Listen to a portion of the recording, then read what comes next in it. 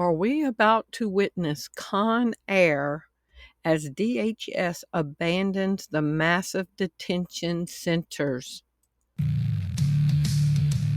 As I sit here and take in all of the news from every direction, all I see is deceivers, liars, corporate media, cover-ups, agenda, all pushing the same propaganda. It's time for a game changer, a visionary, an innovative person who changes the way that people think of the situations.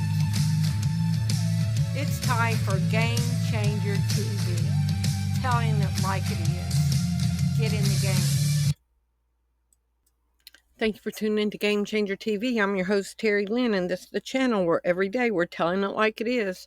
Today is June 22nd, 2026.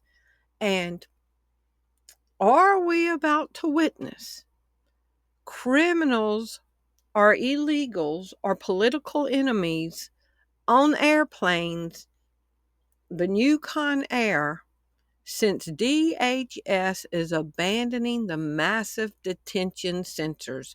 Let's jump into this. 2 Timothy 3:1, Paul wrote in the Bible, "But know this, that in the last days perilous times will come." In the Bible, perilous times denotes times or situations that are exceedingly dangerous, fierce, and painful to endure.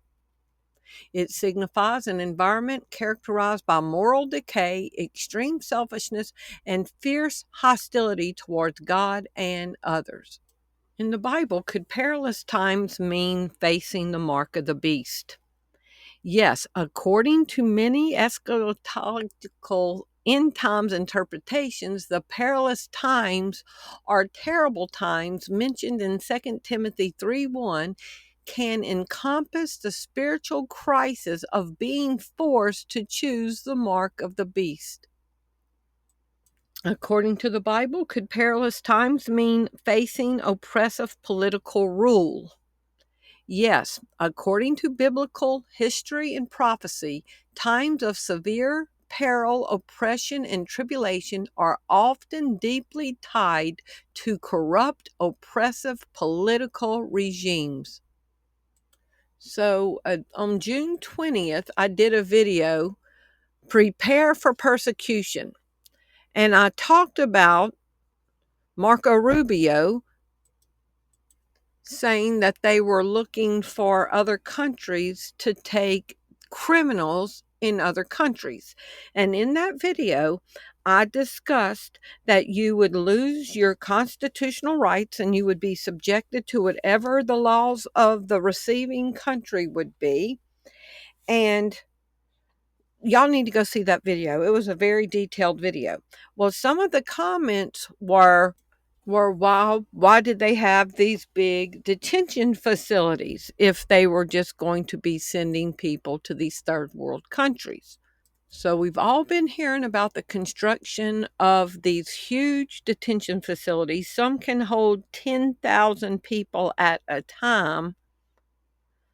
ICE began buying mega warehouse detention centers across the U.S., and we all had our thoughts about what was going on. Strap in for this, y'all. Are we about to see Con Air for illegals and political enemies? Saying Con Air made me think about that Nicolas Cage movie. The story revolves around a flight containing some of the nation's most notorious criminals. And y'all remember that. Marco Rubio is going to talk about notorious criminals. The story revolves around a flight containing some of the nation's most notorious criminals who are on their way to a new maximum security detention center. So if the United States was having to build 7 or 8 of these massive detention facilities that held up to 10,000 people at a time, I read that they could hold collectively over 100,000 people at one time in these facilities.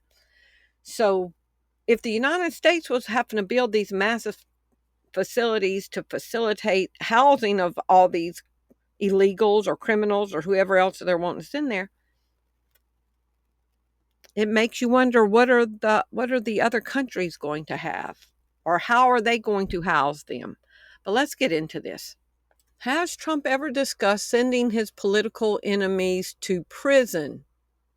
Yes, Donald Trump has repeatedly stated that his political enemies, critics, and former officials who investigated him should be investigated, prosecuted, and jailed.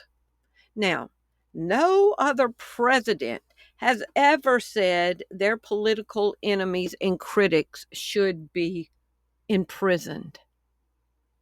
But Donald Trump is openly discussing it.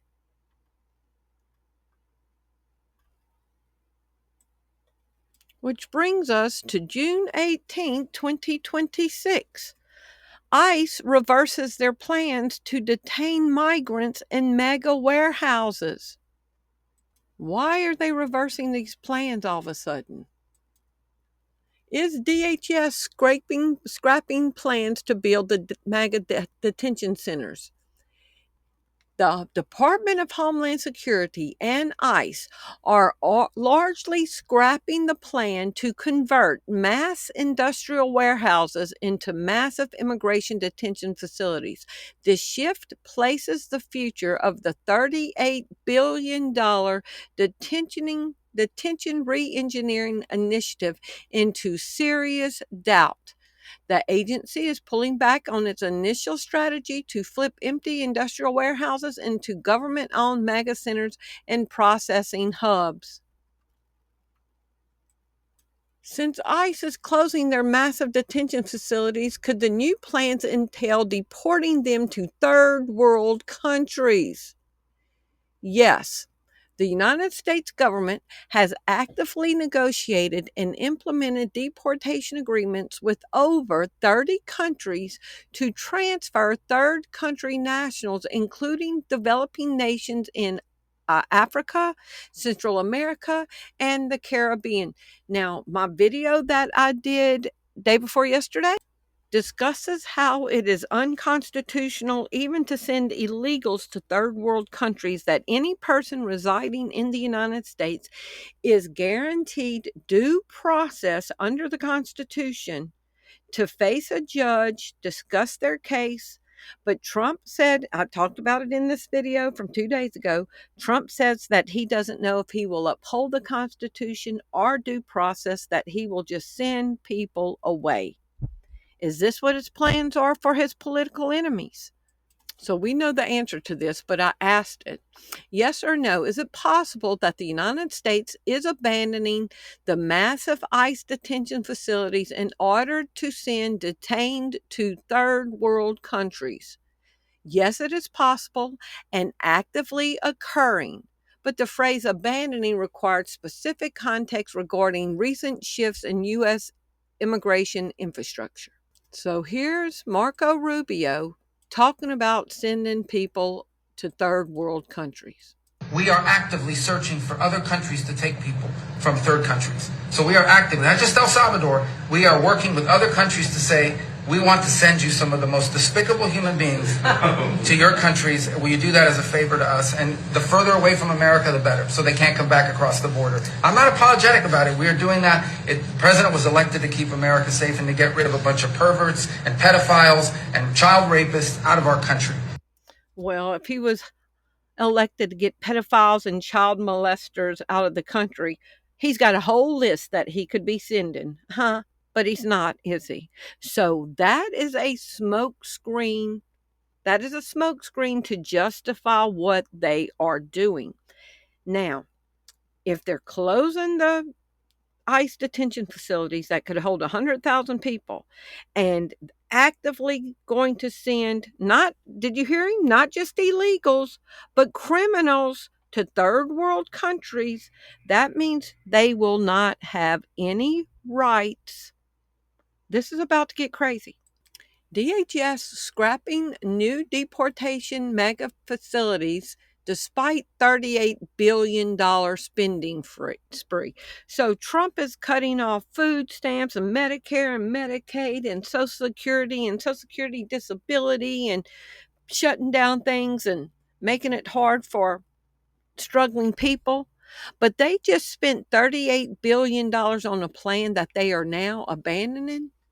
7 ICE deportation warehouses purchased for more than $700 million will now be sold or transferred to other federal agencies. I reached out to DHS and asked them about this, and they did not deny the New York Times report. From day one, DHS has remained singularly focused on show more. ICE spent $700 million on warehouses. Now it wants to get rid of them. ICE plans to sell or give away most of the 11 warehouses bought to detain migrants, reversing course on a signature initiative. ICE plans to spend $38.3 billion turning warehouses into detention centers, and now they are abandoning this. So what evil is coming? Strap in for this. Answer honestly, yes or no. Logistically, could it be beneficial if criminals were fitted with RFID chips for international transfer? Logistically, RFID tracking can offer substantial operational benefits for international law enforcement. It can provide a foolproof method for near instantaneous tamper-proof identification, which is highly useful when tracking persons of interest at border crossings. There would be no escape. And all the countries are talking about putting biometric tracking at their borders. So people would get sent over and there would be no escaping. Yes or no? Are countries moving towards biometric border security? Yes, countries worldwide are definitively shifting to biometric border security. So if you've got facial recognition and RFID chips at the border, there is not going to be any escaping. This is from corrections1.com, jail management. How transdermal microchips could revolutionize prison security. July 15, 2025, not even a year ago. Invisible tracking and real-time alerts could prevent escapees and save lives inside correctional facilities. June 1st, 2026, from the Daily Mail. So 3 weeks ago, microchips could be put under prisoners' skin to track them, tech bosses tell prison minister. Microchips could be inserted under the skin of offenders to track their movements. Y'all, they're setting up for a global prison. Microchips could be inserted under the skin of offenders to track their movements, tech bosses have suggested. The proposal was put forward by tech bosses as a way of monitoring prisoners in real time and around the clock. Telegraph. Put microchips in prisoners to track them, tech bosses told minister. Answer honestly, yes or no. Logistically, could it be beneficial if criminals were fitted with RFID chips for international transfer? And we talked about this. Do y'all see where this is going? This is from 2008. They've been planning something. Prisoners to be chipped like dogs. High-tech satellite tagging planned in order to create more space in jails. Civil rights group and probation officers furious at the degrading scheme. 2010. Congressional candidate says illegal immigrants should have microchips embedded, likens the group to dogs. So we've got congressmen, tech giants. We've got people referring to criminals and illegals as dogs, animals that should be RFID chipped. Talking about putting microchips in prisoners, people that are imprisoned, that have no way to get out, that are locked down. Okay? What does this sound like? To me, it sounded more like those perilous times that Paul warned us would be coming in the end times. That would include facing the mark. And the second beast was given power to give breath to the image of the beast, so that the image could speak and cause all who refused to worship the image to be killed. It also forced all people, great and small, rich and poor, free and slave, to receive a mark in their right hand or in their foreheads. Yes or no? Can a prisoner be considered a slave? Yes, legally and historically, prisoners can be considered slaves. Major tech companies propose putting microchips inside of prisoners. Here it is. So a digital rights group called Foxglove has just obtained meeting minutes from a UK government roundtable where Google, Microsoft, Amazon, IBM, and Palantir were all proposing, surgically implanting chips, like microchips, inside prisoners in order to track their behavior and their location in real time. And here's the thing about all of that. You see, that meeting took place a little over a year ago, and those proposals have been sitting under consideration for that entire year, and nobody knew about it until a few days ago when those minutes were made public. And according to Ministry of Justice sources, none of those proposals have been ruled out. Well, I have to say it out loud.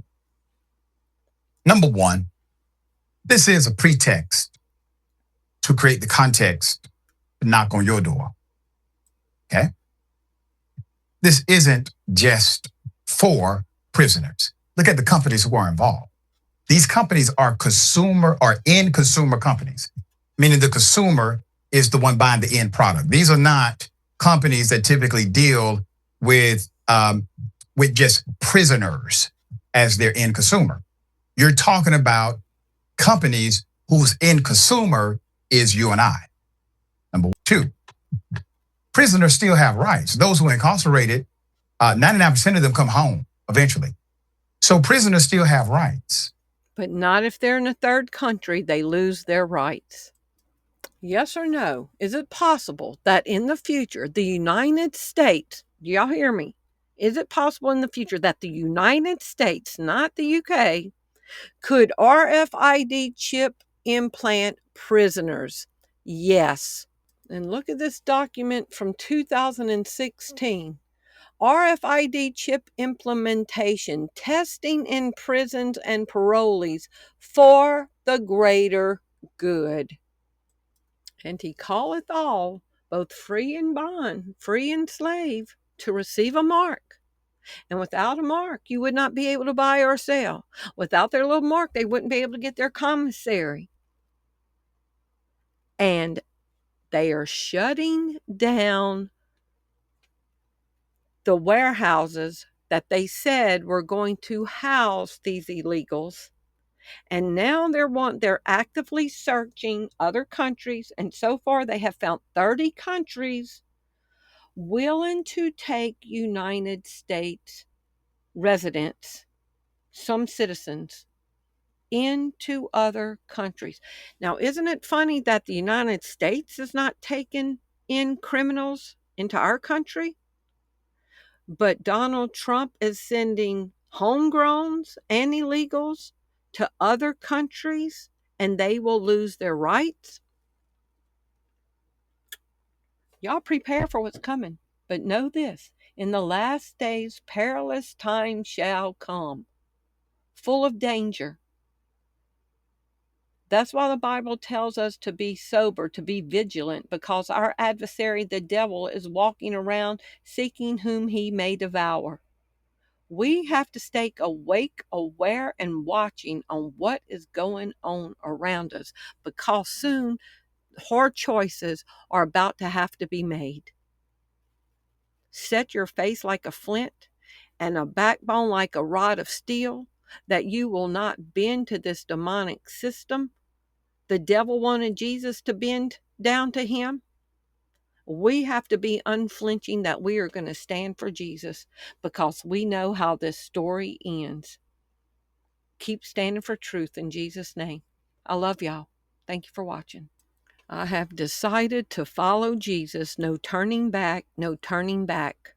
Though none go with me, yet still I'll follow. No turning back, no turning back. If you appreciate the content that you found on this channel, would you prayerfully consider supporting the ministry?